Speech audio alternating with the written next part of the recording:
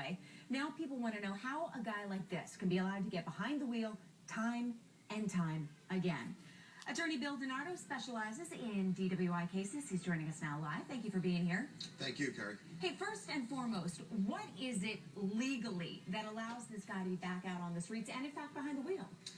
That's a great question. And the interesting thing about New Jersey, where Mr. Sotomayor has rung all of these up, is New Jersey treats driving under the influence or driving while impaired offenses as traffic violations, unlike Pennsylvania, for example, that treats them as misdemeanors. And in New Jersey, the judges do not have the authority to set bail on traffic offenses. Hence, until he's convicted of these allegations, he theoretically can remain out on the street if it were just DUIs that he was charged with. So you're telling me there's absolutely no discretion, because to put this in context, we're not talking about a guy who was busted, swerving. We're talking about a guy who, back in the beginning of April, hit a school bus and took off.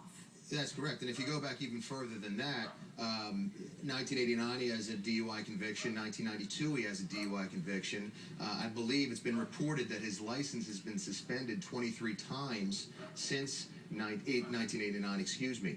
But to answer your question, there is nothing. A judge does not have discretion. The judge has to enforce the law as it is in place, and the law says we don't set bail on traffic violations. Well, you specialize in these kinds of cases.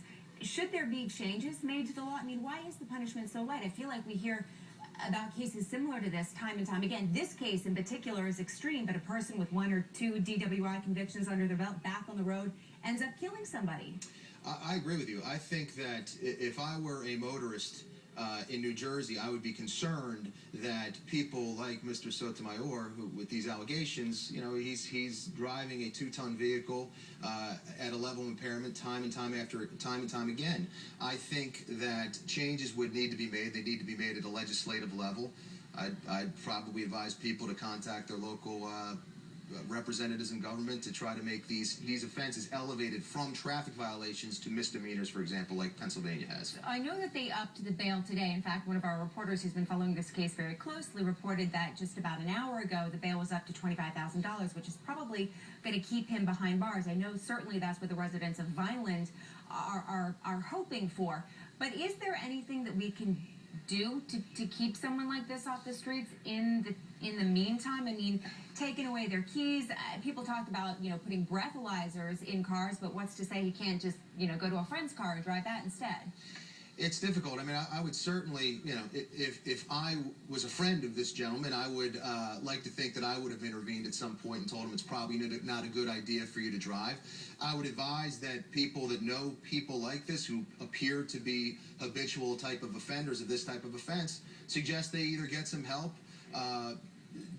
deal with whatever issue they may or may not have, and at a minimum, just stop driving. Well, he has talked about the fact that he's been going through some issues. He's been depressed. I know he's an amputee. He's been in some pain, and I know he says anyway that is kind of spiraled out of control. And so many arrests in such a short amount of time, no doubt, kind of contribute to him still being out on the street. But anyway, Bill, we certainly appreciate you being here. I know you're going to be with us as this case progresses. We'll no doubt come back to you for some more analysis in the future. Thanks. Thank you. Absolutely. All right. So you're